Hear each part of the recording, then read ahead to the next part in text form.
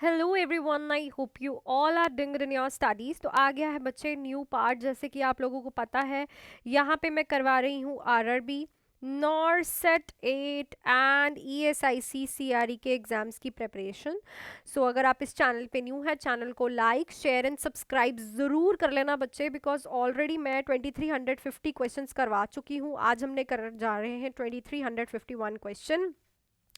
And अगर कोई भी बच्चा बैचेस ज्वाइन करना चाहता है तो मेरे न्यू बैचेस अभी अभी स्टार्ट हुए हैं। आप लोग इस नंबर पे कॉल या फिर मैसेज करके ज्वाइन कर सकते हो।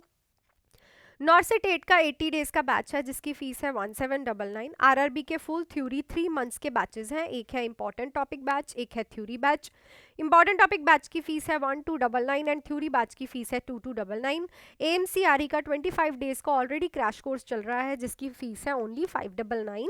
सो अगर आपको कोई भी बैच स्टार्टिंग से स्टार्ट करना है तो बैचेस अभी रिसेंटली ही स्टार्ट हुए हैं। आप लोग इस नंबर पे मुझे कॉल या फिर मैसेज करके and go for it. Okay, so चलो अब चलती हूँ मैं क्वेश्चन पे। आ जाओ भाई, पहला ही क्वेश्चन करें आज की वीडियो का। So the nurse is caring for client with meningitis which assessment finding suggest increase ICP. So एक पेशेंट है, ठीक है। सो मेनिंजाइटिस की इन्फेक्शन हुई है। सो मेनिंजेस आपको पता है ब्रेन में प्रेजेंट होती है विद स्पाइनल कॉर्ड, ठीक है। उनकी इन्फेक्शन एंड इन्फ्लामेशन हो गई है और उनकी एक कॉम्प्लिकेशन देखने को मिलती है। आपको क्या देखने को मिलती है? Complication which is increase ICP, ठीक है।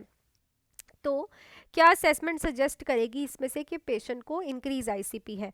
ऑप्शन है आप लोगों के पास नक्कल rigidity, positive Corning side, Widal pulse pressure, photophobia. सो वाइडेंट पल्स प्रेशर हमें क्या बताता है कि आईसीपी इंक्रीज है, बिकॉज जब भी पेशेंट का आईसीपी इंक्रीज होता है, ठीक है, इंटरक्रेनियल प्रेशर इंक्रीज होता है, पल्स जो प्रेशर होता है वो भी इंक्रीज हो जाता है, ठीक है।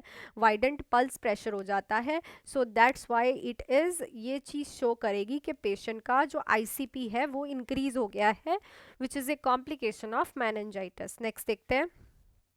Patient with the COPD, chronic obstructive pulmonary disease, is receiving oxygen therapy.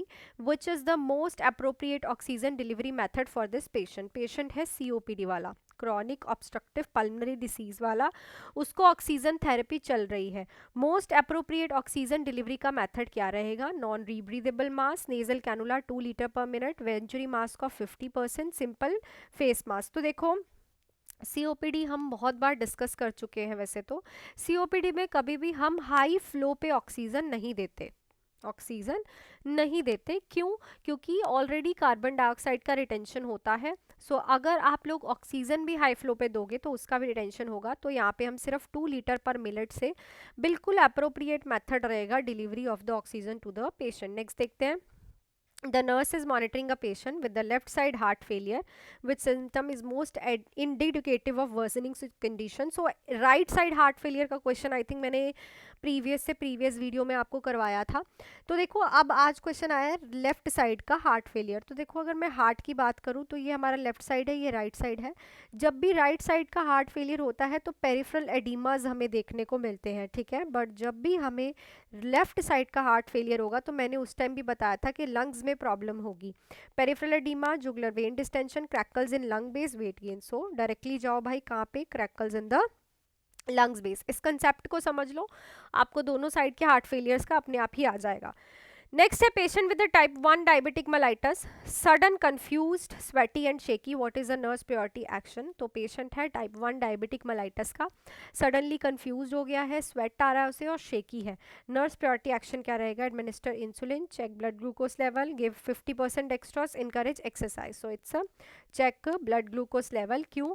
क्योंकि यहाँ पे हमें दिख रहा है कि पेशेंट को क्या देखने को मिल रहा है? शायद hypoglycaemia, clear, which is a complication of type 1 diabetic mellitus. Next देखते हैं।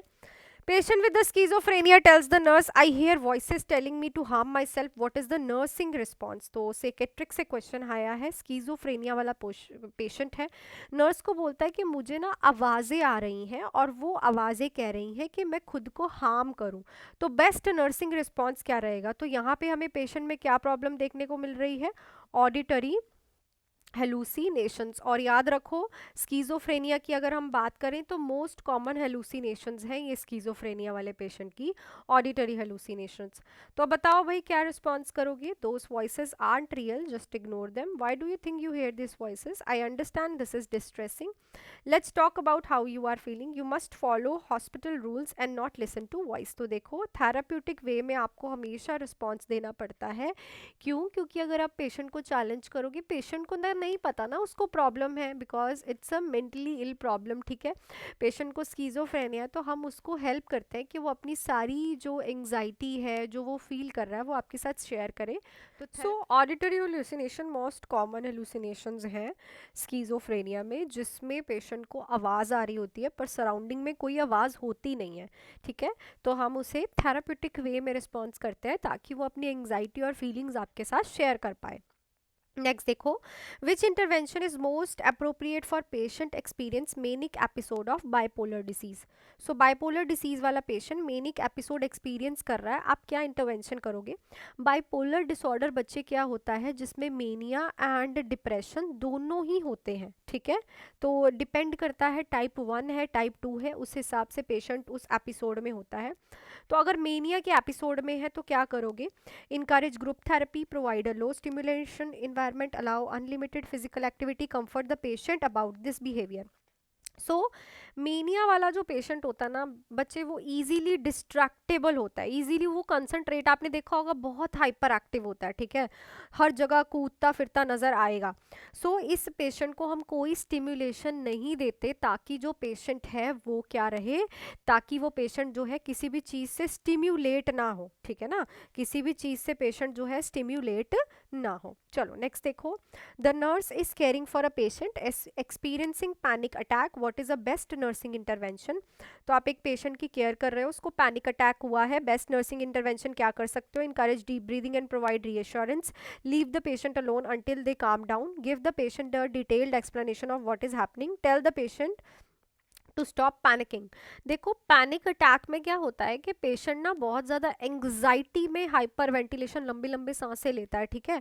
तो हम उसे क्या करते हैं, सबसे इंपॉर्टेंटली यहाँ पे क्या होता है, अच्छा ये नहीं आएगा option 2, it's a option 1। Encourage करना है पेशेंट को डीप ब्रीदिंग एंड प्रोवाइड करनी है रीअश्योरेंस। मैम ऐसे क्यों बोल रहे हो? देखो पैनिक अटैक वाला पेशेंट ना खुद को एंग्जाइटी की वजह से हाइपर वेंटिलेट कर लेता है। सो जब आप उसे डीप ब्रीदिंग करवाते हो तो उसका ब्रीदिंग पे कंट्रोल आता है, और जो उसको पैनिक अटैक आया ना उसमें वो थोड़ा सा लोअर डाउन आ जाता है, ठीक है। और पेशेंट को कभी नहीं छोड़ना इज अ, ये आपकी ड्यूटी है, पर यहाँ पे इन्होंने इंटरवेंशन पूछी है, क्लियर। नेक्स्ट देखो, patient with liver cirrhosis has ascites is scheduled for paracentesis, which nursing intervention is most appropriate before procedure. तो असाइटस है पेशेंट को, फ्लूइड है उसकी abdominal कैविटी में फिल, ठीक है। पैरासेंटेसिस, पैरासेंटेसिस क्या होता है, आप रिमूव करते हो उस एब्डोमिनल फ्लूइड को, ठीक है, पेशेंट के एब्डोमिनल फ्लूइड को थ्रू द पेरिटोनियल कैविटी। तो जब आप ये प्रोसीजर करने जा रहे हो उससे पहले क्या कहोगे? Administer IV antibiotics, check serum ammonia level, asking the patient to empty the bladder, placing the patient in a Trendelenburg position. याद रखो जब भी आप पेरिटोनियल कैविटी को पंचर करते हो, क्योंकि फ्लूइड पंचर करके निकलेगा ना, तो ब्लैडर को खाली बच्चे ज़रूर करवाना होता है, कहीं ब्लैडर पे कोई ना कोई इंजरी ना हो जाए, क्लियर। चलो नेक्स्ट है, which ECG change is most characteristics of hypokalaemia का कौन सा करेक्टरिस्टिक्स है ईसीजी का? Peaked T wave, ST elevation, U wave या फिर widened QRS complex. U wave जो है हाइपोकेलीमिया की होती है, पी वेग्ड जो है वो, पीक्ड टी वेव जो है वो हाइपर कैलीमिया की होती है, ठीक है। ये कार्डियक रीपोलराइजेशन में बहुत दिक्कत करता है, इसीलिए यू वेव का प्रॉब्लम है। नेक्स्ट है, patient with myasthenia gravis is experiencing severe muscle weakness and respiratory distress, what is the priority nursing action?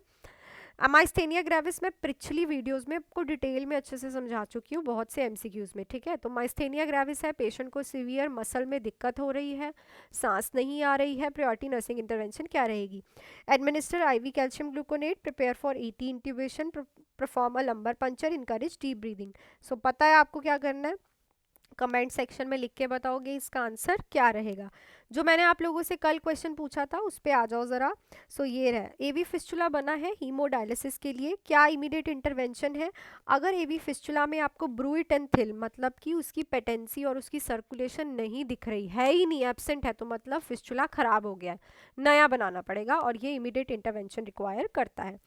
So that's it for this video अच्छी लगी है तो वीडियो को लाइक करना, शेयर करना मत भूलना, सब्सक्राइब करो। बहुत मेहनत से क्वेश्चंस आप लोगों के लिए लेके आती हूँ और फुल्ली एक्सप्लेन मैं करती हूँ। बाकी अगर आपको ऐसा है कि आपको मेरे साथ प्रॉपर डिटेल में क्लासेस ज्वाइन करनी है, आप लोग इस नंबर पे कॉल या फिर मैसेज करके मेरे से ज्वाइन कर सकते हैं। रिसेंटली ही मेरे न्यू बैचेस शुरू हुए हैं, नॉर्सेट 8 का फुल 80 डेज़ का बैच जिसकी फ़ीस है 1799। आरआरबी के 2 बैच हैं 3 मंथ्स के, इंपॉर्टेंट टॉपिक बैच है 1299 का, 2299 का थ्योरी बैच है। एएमसीआरई का 25 डेज का बैच 599 में आज ही ज्वाइन कर सकते हैं विदाउट एनी डिले। सो मिलती हूँ कल एक न्यू क्वेश्चंस की वीडियो के साथ। Till then do hard work, make your parents proud and all the best.